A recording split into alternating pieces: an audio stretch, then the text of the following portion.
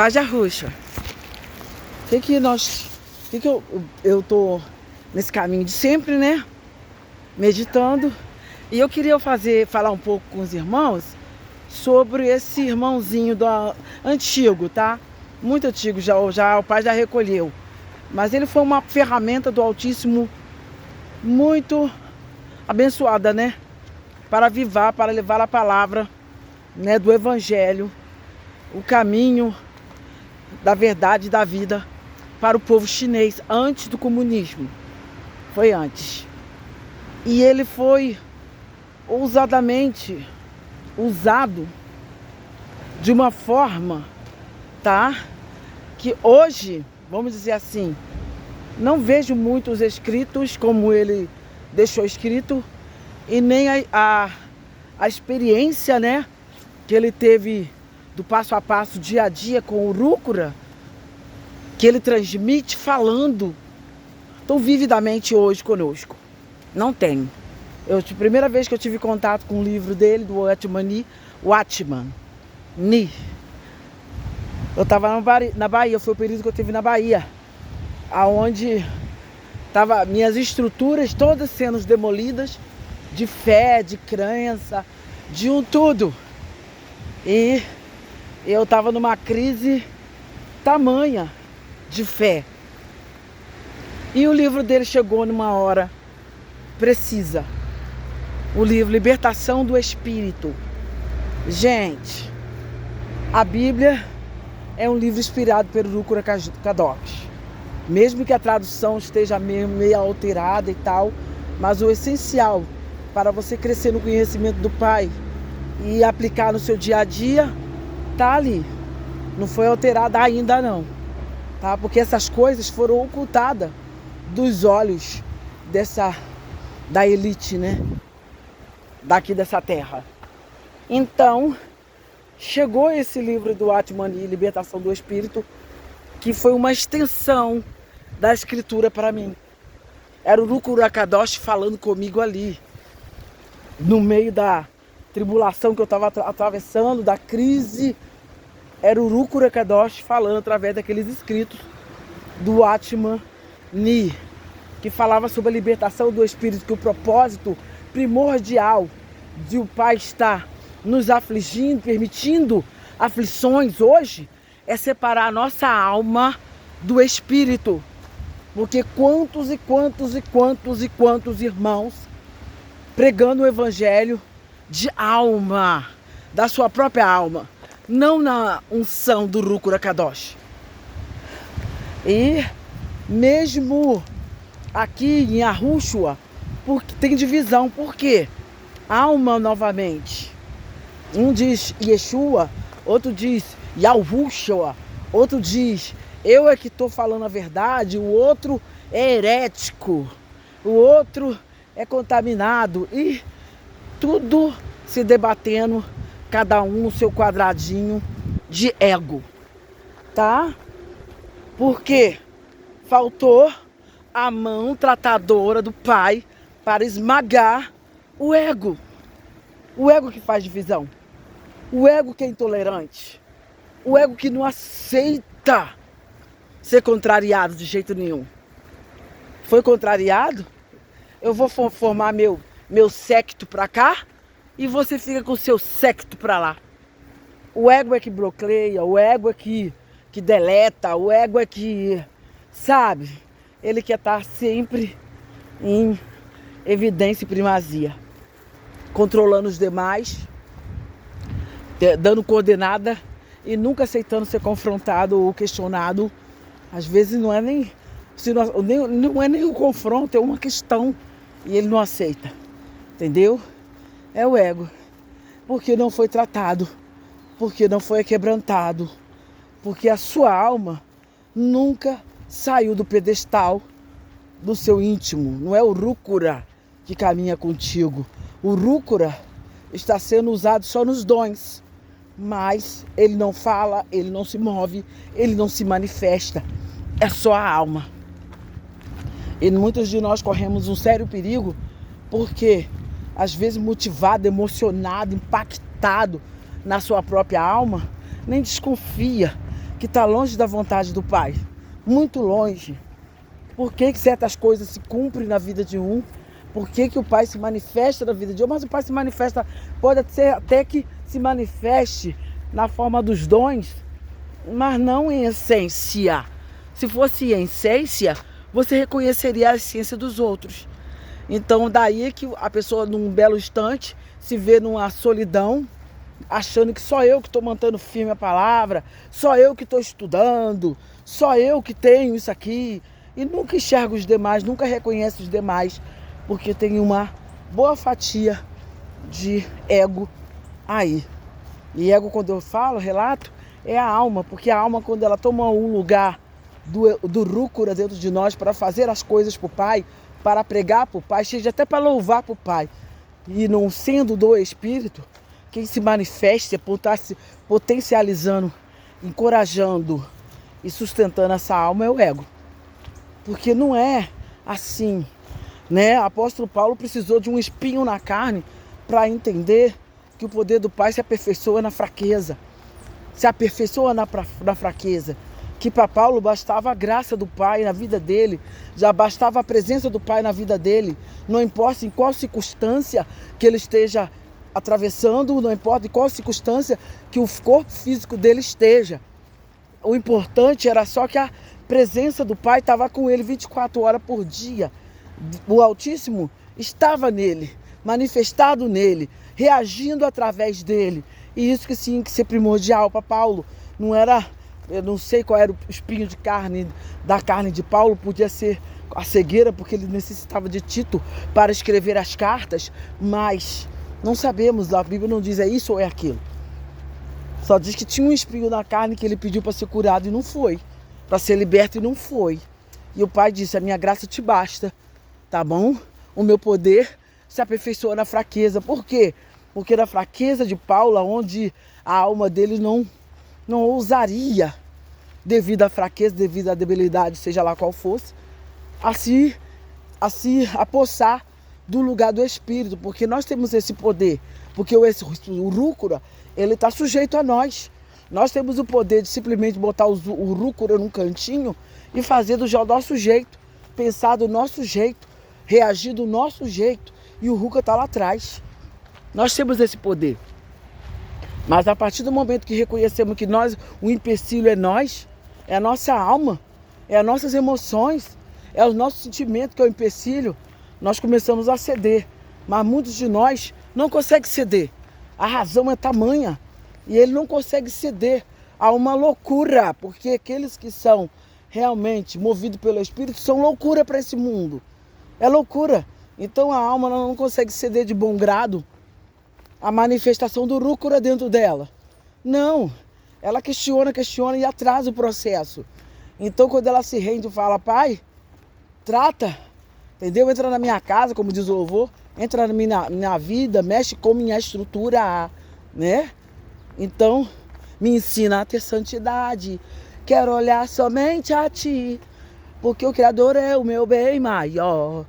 Faz um milagre. Gente, esse é um hino, uma oração de alguém que passa circunstância com a sua própria alma, as suas próprias escolhas, que sabe que nenhuma das suas escolhas procedem do Pai.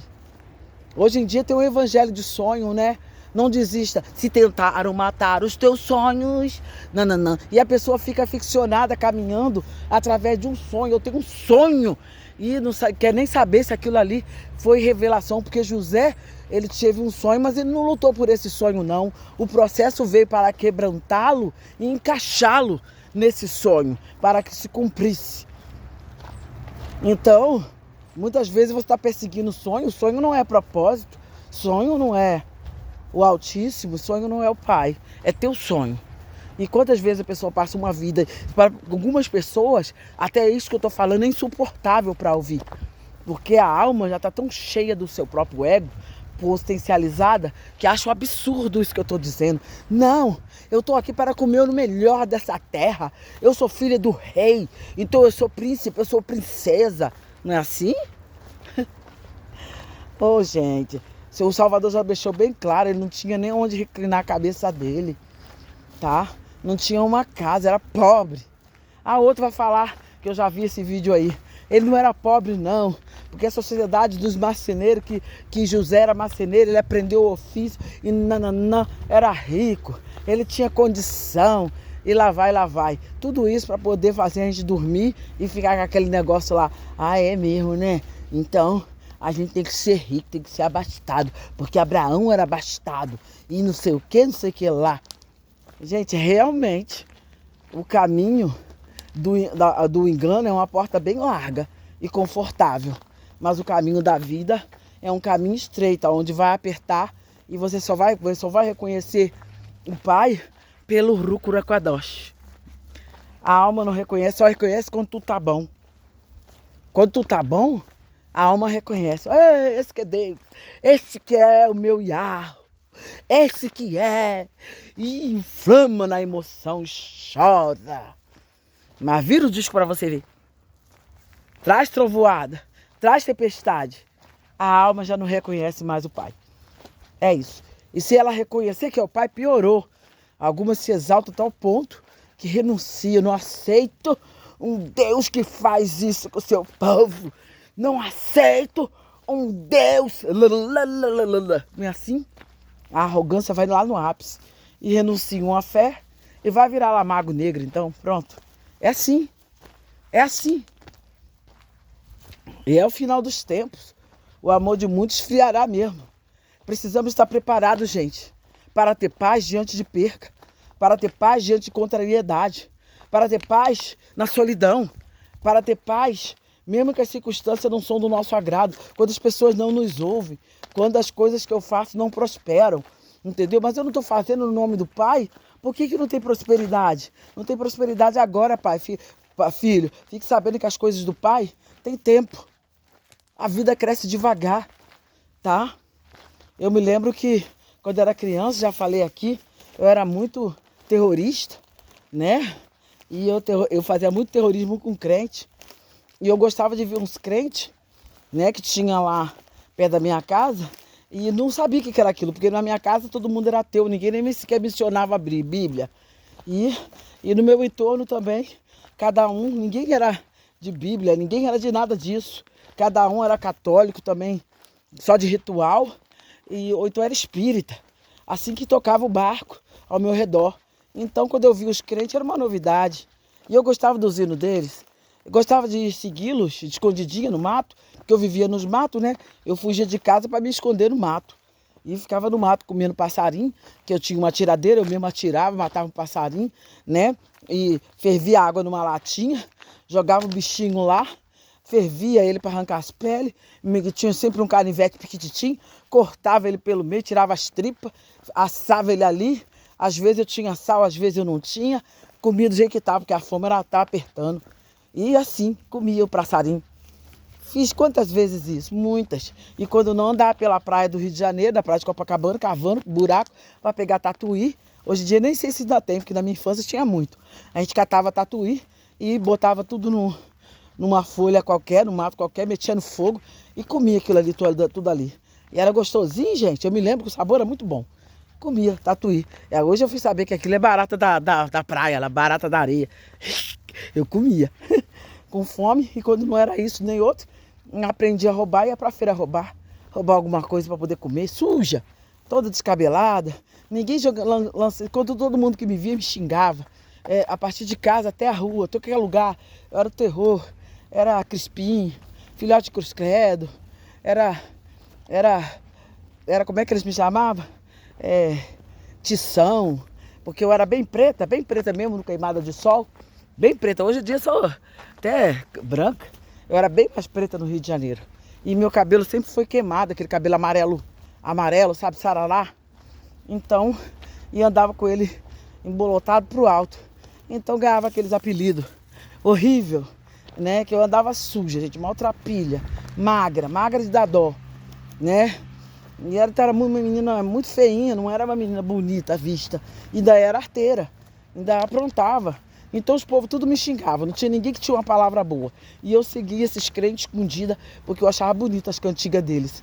E ficava assistindo o batismo, enfiava no mato. E depois eu ia acompanhando eles escondidinho pelo mato, até eles entrarem na igrejinha deles. E depois eu via lá que eles estavam tomando Santa Ceia. Depois do batismo tinha Santa Ceia. E eu achava aquilo interessante.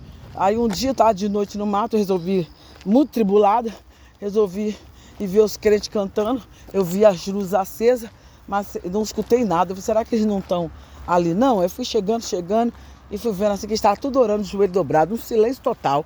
Aí eu pensei, por que estão tudo quietinho? E eu achando ruim aquilo, todo mundo de joelho dobrado. Eu entrei dentro da igreja, lá ninguém me viu, todo mundo de joelho dobrado e cochichando baixinho.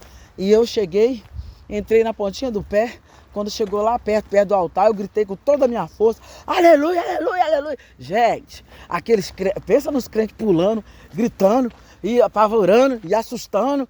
E foi aquela balbúrdia, e eu saí correndo igual uma flecha.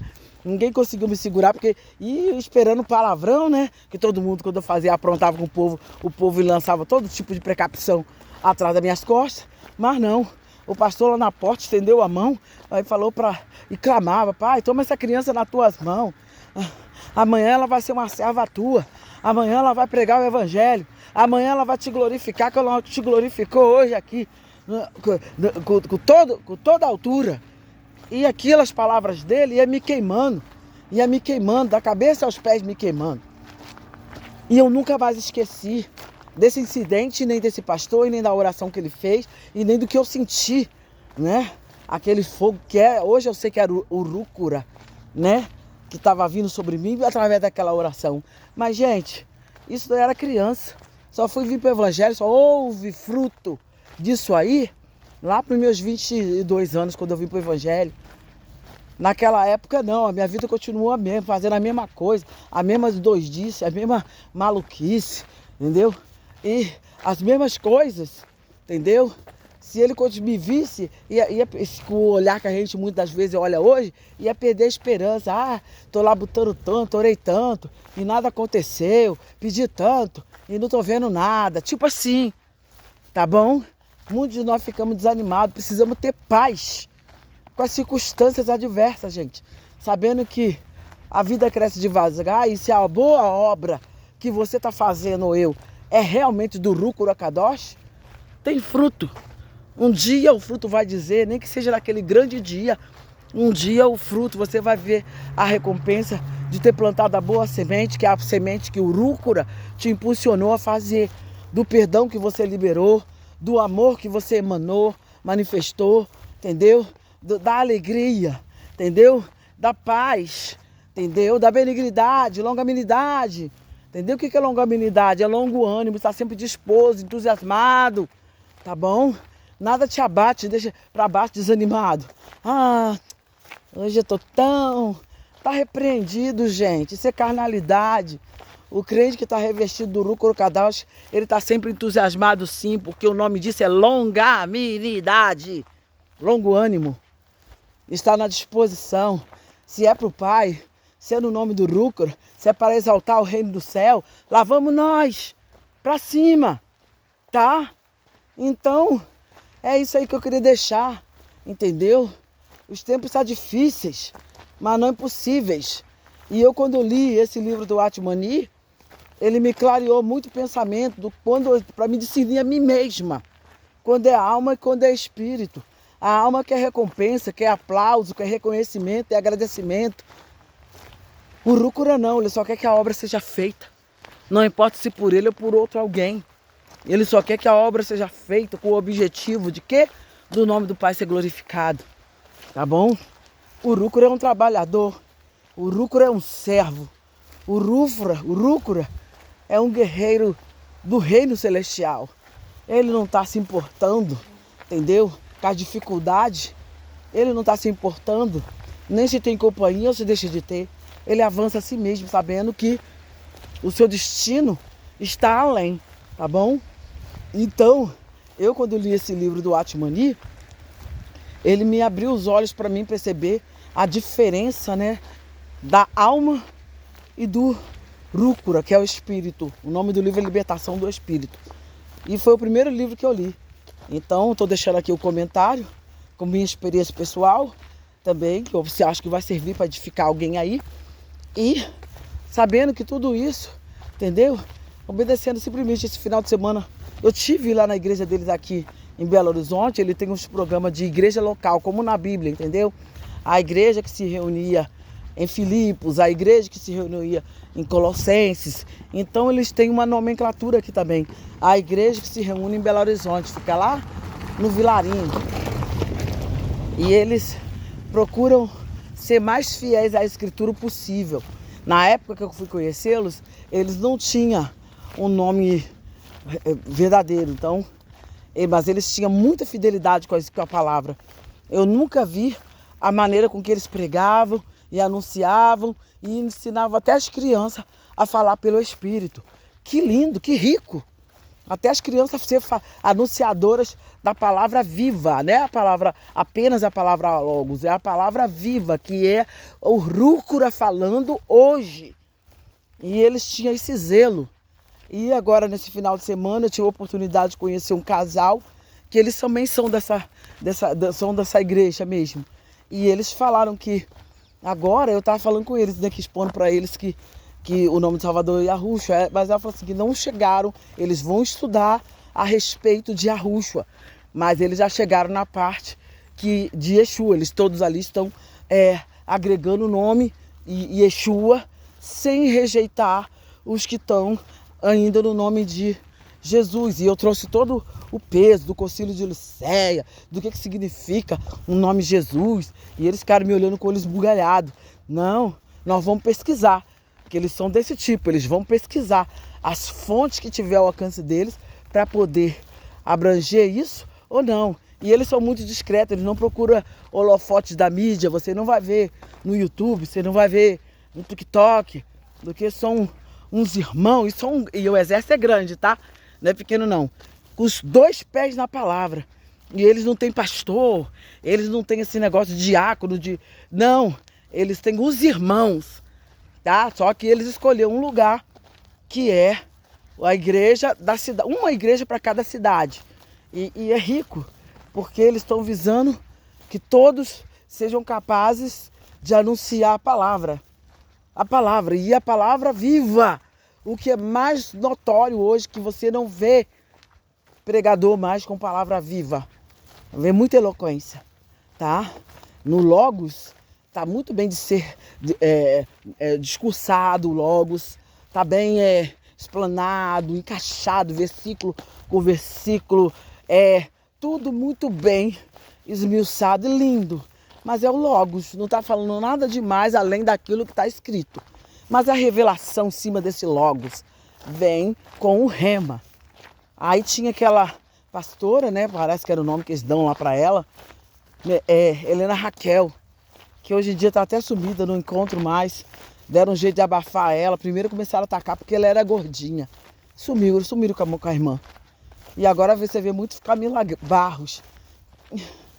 Tem uma sutileza, irmão, mas tem muita contaminação do ego ainda. Coitada, Camila, ela é uma benção. Não estou dizendo isso pejorativamente, não. Para que realmente os irmãos não venham dormir. Porque, às vezes, naquela incisão, né, que ela assevera, tem um pouco de ego, sim. Não é com quebrantamento, realmente, porque uma pessoa que tem o Rúcura Kadosh, que foi realmente quebrada no seu ego, o Rúcura, ou então está sendo quebrada no seu ego, menos a exortação é mais aquebrantada, tá? É muito mais aquebrantada. E a Camila Barros, ela chega bem perto da arrogância, quando ela vai exortar os falsos profetas, que eu já vi lá, entendeu? Tem um ego. Quebranta mais, armada. Quebranta mais, eu não sei se isso daí tem alguém da vertente, mas quebranta mais, amada. Saiba que aquele irmãozinho que está profetizando, às vezes sozinho, sem nenhum mestre, sem ninguém para realmente instruí-lo, principalmente nessa separação de alma e espírito, ele também é uma alma que o pai não quer perder, tá? Se o pai está suportando a nossa ignorância, gente, quanta ignorância ainda há em nós. Como é que, se um irmão errou, eu posso julgá-lo assim, arrogantemente? Vamos ter temor para que realmente de nossas lábias venham sair palavras de vida, para que aquele irmão seja edificado e não destruído, tá? O pai prefere que a pessoa fique ali, só com a Bíblia no Salmo 23, tá? E sendo fiel ao Salmo 23, todos os anos da vida dele, sendo fiel ao Salmo 23, tendo a sua vida totalmente contemplada e resumida ali ao Salmo 23, o pai prefere esse do que aquele que tem todos os salmos, todos os versículos, todos os capítulos da Bíblia e aquilo ali não é uma verdade para ele. Só fez dele ver um arrogante, tá? Eu já vi muito disso, que nós viemos saber chorar com os que choram, sorrir com os que sorri, tá? Brincar com as crianças. Ah, eu não tenho paciência com criança não, então vai pedir ao pai para te converter, porque o ego tá aí também. Eu não tenho paciência com gente velha, com gente... Fala assim, gente velha, gente idosa. Ah, não, aquele irmão tem... Fala demais, conta muita história. Irmão do céu. Temos que estar preparados para ter paz com todos. Se é criança, se é idoso, é idoso. Se tem Alzheimer, sei lá. Vamos ter compaixão. Se tem aquela doença que se treme todo, agora esqueci. Temos que ter paciência também.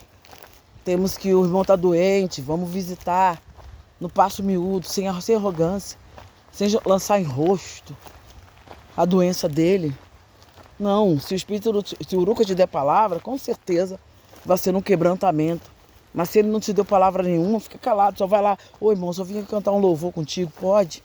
Na humildade mesmo, mas não deixando de cumprir o teu papel de estive doente e foste me visitar. Tipo assim. Tá ajudando os irmãos nas fraquezas. Os irmãos que não ajudam o outro nem por reza forte. Tá vendo que o irmão tá atribulado. É com isso, com aquilo, sem condição. Ele tá nem aí.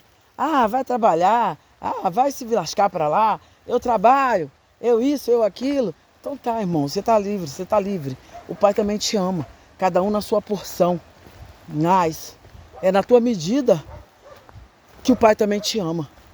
Se você ama de todo o teu coração, de todas as suas forças, de todo o seu ser, de toda a tua existência, de tudo que há em você que se move em amor ao Pai, o Pai também se move e ele se manifesta para você. Mas alguns só têm amor nos beneméritos. Então, o Pai também, friamente, te dá a medida que você propôs. É você que propõe, né? Costumo falar que o Pai não lança ninguém ao inferno, a pessoa é que escolhe o inferno.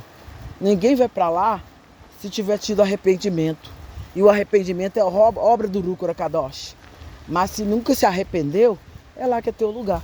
E tem pessoa que tem uma dificuldade de se arrepender, uma porque o Rúcula já não comove mais essas pessoas. E não traz mais ao entendimento que ela está cometendo um erro muito grave. Não traz. Que é o Rúcula que fala conosco, mas no espírito de mansidão, no quebrantamento. Que no quebrantamento, irmãos, gera contrição. A contrição é que é a água divisora da alma e do espírito. A contrição é que separa, é a espada, é o momento final e decisivo da separação alma e espírito. Se não houver contrição, gente, não é possível. Ah, eu e meu pai manifestaremos a ele. Aí a pessoa fala, naquela agora eu vou ver a face do mestre. Não, irmãos, é necessário que você veja aqui. Como é que você vai conhecê-lo se você aqui você nunca o viu? Nunca viu sequer a sua glória, a sua essência, a sua presença. O objetivo aqui na terra final é o Pai se manifestar. O Pai e o Filho se manifestar a você, se manifestar a mim. Entendeu? Para nós sabermos exatamente e nunca nos confundirmos ou nos enganarmos quem é o Pai. Entendeu? O caminho é esse. É você aprimorar. É você viver debaixo, entendeu? Da disciplina do Espírito Santo, que é a manifestação do fruto. Viver debaixo do amor, da fé, da longanimidade, debaixo da manifestação, paz, alegria, domínio próprio. É domínio dos pensamentos, domínio das ideias. Não, essa ideia procede. Não, essa aqui não. E sendo severo, não importando a circunstância. Se você vai ser rejeitado por causa disso, se você vai perder o emprego por causa disso, se você vai perder alguma coisa porque é o espinho na carne, é o quebrantamento vindo para que haja contrição. Um coração quebrantado e contrito não rejeitará o Pai, o Deus, como diz a Escritura. Por que ele não rejeita? Porque os deles têm visto a sua glória na contrição. É quando o Espírito se separou totalmente da alma, tá? Separou totalmente a alma, passou apenas a ser um servo, quietinha, calada, manifestação o mínimo possível para poder não perturbar o espírito rúcora.